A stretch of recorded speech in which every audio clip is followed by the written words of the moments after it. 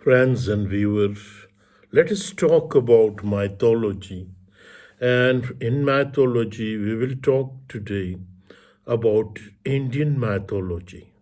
So, Indian religion and mythology are closely interwoven and connected, and you cannot separate it from each other. Moreover, both are so vast and confused that any generalization is likely to oversimplify. The earliest Indian texts are the Vedas, a series of sacred hymns in honor of the Aryan gods who personified natural forces such as the sun, storm, fire, Suma, and the like. The Vedic religion was materialistic, devoted to obtaining power, prosperity, health, and other blessing by means of ritual and sacrifice. By the time of Buddha, around 500 BC, the old Vedic religion had been transformed by Brahman priest into a fantastical hodgepodge, with the priest claiming godlike power for themselves. Buddha addressed himself to the problem of human suffering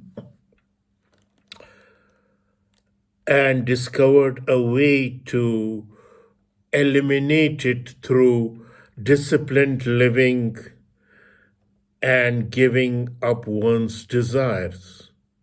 He gained so many followers that the Brahmins were forced to incorporate his ideas into their teachings.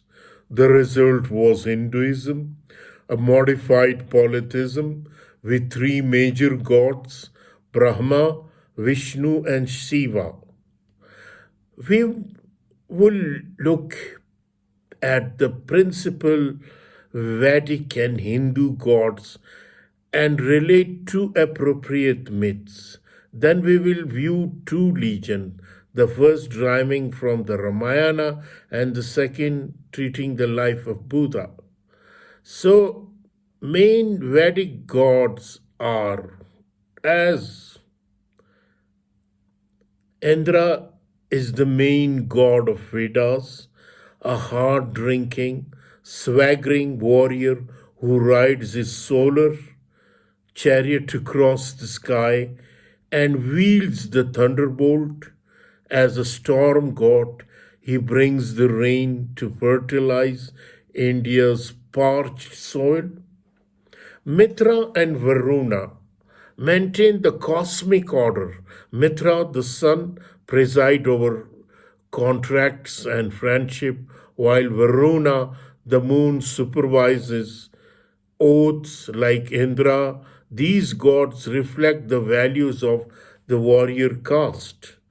Agni is the priest god of fire. He presides at the altar, and earth exists as lightning and blazes at the heart of the sun. Brihashpati is the god of incantation and ritual, the personification of priestly magic. Suma is both a narcotic plant and a god who gives inspiration, liberates man, and represents the principle of life. Savitar is the god of motion, and whatever moves or acts is dependent on this deity with golden eyes, hands, and tongues. Ushas is the beautiful, charming goddess of dawn, a source of delight to all living creatures. Puchan brings all things into relationship, blessing, marriage, providing food, guiding travelers, and ushering the dead. Siva is the terrifying god of destruction, a deity so formidable that people must flatter him to avert calamity.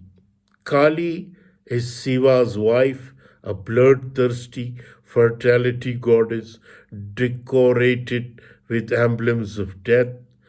Prajapati is the master of created beings, the father of gods and demons, and the protector of those who procreate.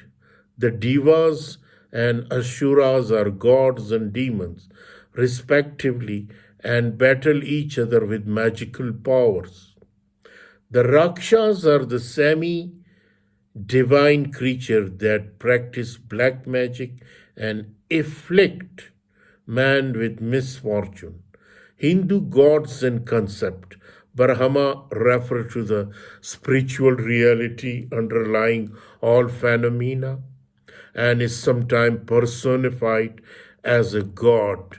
Brahma emerged from the golden egg created by the waters of chaos and established every universe. Maya is the veil of illusion, the sensuous appearances that delude human being into materialism.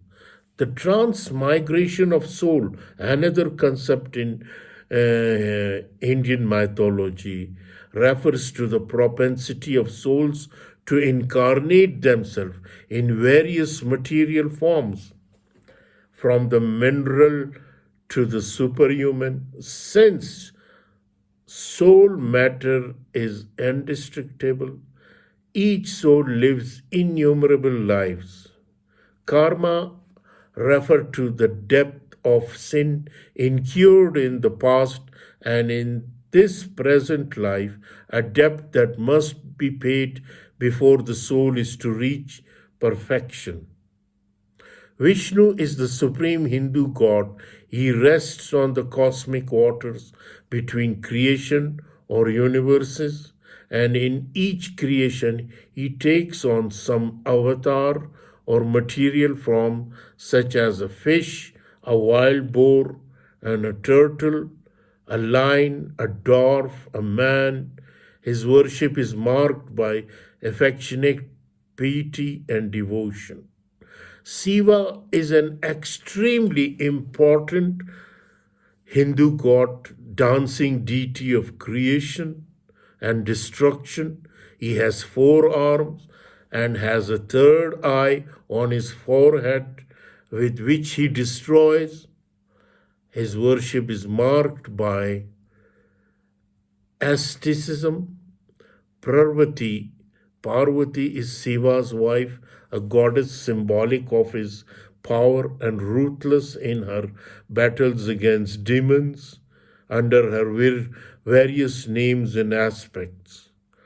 Ganesha is the popular god of prosperity, a son of Shiva and Parvati with 4 arms and an elephant's head.